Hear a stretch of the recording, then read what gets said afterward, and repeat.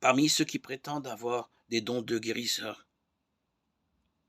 nous retrouvons une conception de la médecine pénétrée de magie, d'animisme, qui estime encore que tout cela était réservé au Moyen Âge, où certains praticiens s'armaient de pendules, imposaient les mains, et parlent d'énergie, de magnétisme, d'ondes vibratoires.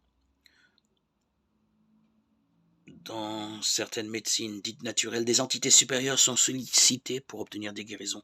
Ce peut être un magnétiseur, un guérisseur, mais aussi tel kinésithérapeute ou ostéopathe qui, pendant la consultation, impose les mains sur leur patient et récite des formules. Généralement, ces pouvoirs sont développés dans une recherche ésotérique ou occulte.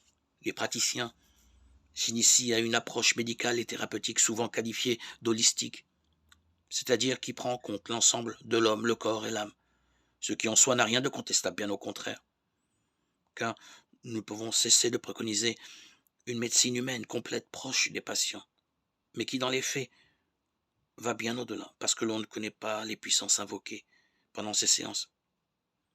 Il nous faut récuser tous ces comportements, même dans le cas très populaire du don pour éteindre le feu, c'est-à-dire les brûlures. Tout patient qui se trouve dans cette situation doit faire en sorte de ne plus revenir à ces séances et prier en silence Jésus,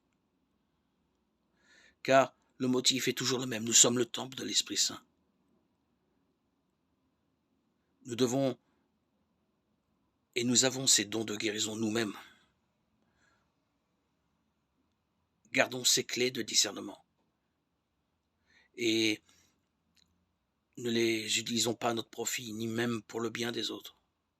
Sauf si Dieu donne, dans certaines circonstances très particulières, comme la prière en groupe pour le bien de l'ensemble de la communauté, et de manière temporaire,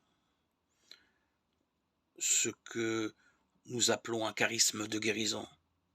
Alors, ne nous en privons pas et portons notre aide à tous ceux qui en ont besoin.